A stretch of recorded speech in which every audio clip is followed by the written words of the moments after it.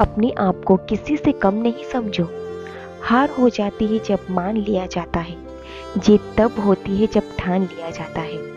यदि हमें सुखी जीवन जीना है तो हमें दूसरों से तुलना नहीं करनी चाहिए।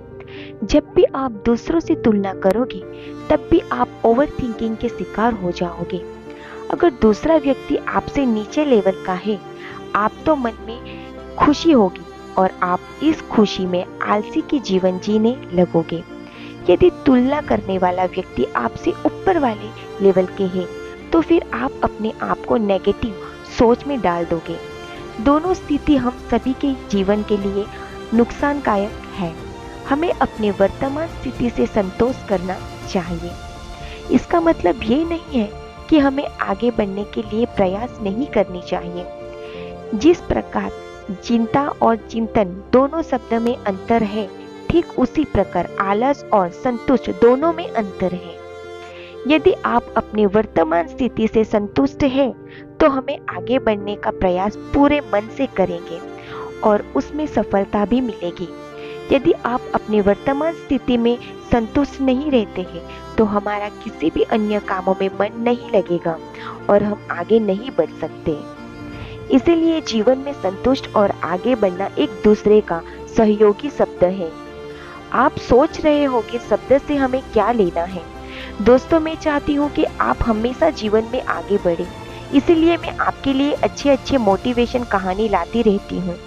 जब आप अपने वर्तमान स्थिति से संतुष्ट होगे, तभी आपके अंदर एक आशावादी विचार उत्पन्न होगा। जब आप अपनी जिंदगी से संतुष्ट रहेंगे तो आप कोई भी नया विचार नहीं अपना सकते। इसीलिए मैं आपके साथ आज एक अच्छा मोटिवेशन कहानी शेयर कर रही हूँ जो आपके लिए काफी लाभदायी है। एक पत्थर तोड़ने वाले की मोटिवेशन कहानी। एक व्यक्ति रोज पत्थर तोड़ने का काम करता था। वह घर से थोड़ा दूर बड़े से पर्वत के पत्थर तोड़ता और अपना जीवन प्रयास करता। एक दिन उस व्यक्ति ने सोचा कि क्या हम जीवन भर यही काम करते रहेंगे? क्या हमारी जिंदगी में कभी आराम नहीं मिलेगा? बात सुनते ही उसके मन में एक असंतुष्ट की भावना उत्पन्न हो गया और वह अपने आप को कोसने लगा। असंतुष्ट की भावना के कारण उससे रात में नींद आना बंद हो गया। वह हमेशा सोचने लगा कि मुझे बड़ा बनना है। एक रात जब वह सो रहा था तो उसने एक सपना दिखाया दिया। जब वो पत्थर तोड़ने जा रहा था, उसे रास्ते में एक बड़ा सा बंगला, बड़ा घर दिखाई दिया। उन्होंने सोचा, यह बंगला ही सबसे बड़ा है, यह मेरे पास होना चाहिए। वह बहुत देर तक बंगले को देखता रहा। कुछ देर बाद एक व्यक्ति आया जिसको सभी लोग फूलों का माला पहना और जयकार करने लगे। वह व्यक्ति कोई राजनेता था। उस पत्थर तोड़ने वाले ने सोचा कि यह बंगला तो बड़ा नहीं है, बड़ा तो वो व्यक्ति है जिसको सब इतना आदर सत्कार कर रहा है। अब वो पत्थर तोड़ने वाला व्यक्ति सोचने लगा कि नहीं, मुझे अब नेता बनना है। बंगला और नेता को धूप में खड़े होकर देखते देखते पत्थर वाला पसीना से तरबतर हो गया। फिर उसने ऊपर देखा, उससे सूरज दिखाई दिया। तब उसने सोचा कि सबसे बड़ा यह सूरज है जो इतना ऊपर चमक कर सबको रोशनी दे रहा है। मुझे भी कितना पसीना से तरबतर कर दिया, मुझे तो अब सूरज बनना है। वह सूरज को देख ही रहा था, तभी एक घना बादल आया और सूरज को ढक दिया। पत्थर तोड़ने वाला व्यक्ति ने सोचा, यह बादल ही सबसे बड़ा है जो पूरे सूरज को ढक दिया। वह व्यक्ति बादल को देख ही रहा था कि वहां एक झोंका आया और बादल तो दूर लेकर चला गया। पत्थर तोड़ने वाला व्यक्ति ने देखता रह गया, यह क्या हो रहा है? हवा का झोंका बादल को उड़ा के चला गया। हमें तो हवा बनना चाहिए क्योंकि हवा के सबसे ताकतवर है। यह बात वह पत्थर तोड़ने वाला व्यक्ति सोच ही रहा था कि वहां एक पहाड़ से टकराया और हवा के अपना दिशा मोड़ दिया।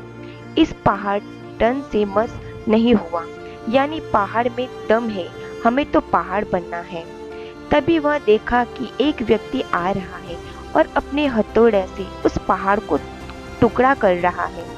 यह क्या हो रहा है? इतना बड़ा पहाड़ जो हवा के विशाल चौके का रास्ता बदलने के लिए मजबूर कर दिया, टस के मस नहीं हुआ, उसे एक छोटा सा व्यक्ति तोड़ा है। व्यक्ति बार बार सोच रहा था, नहीं, यह नहीं हो सकता, यह कभी नहीं हो सकता।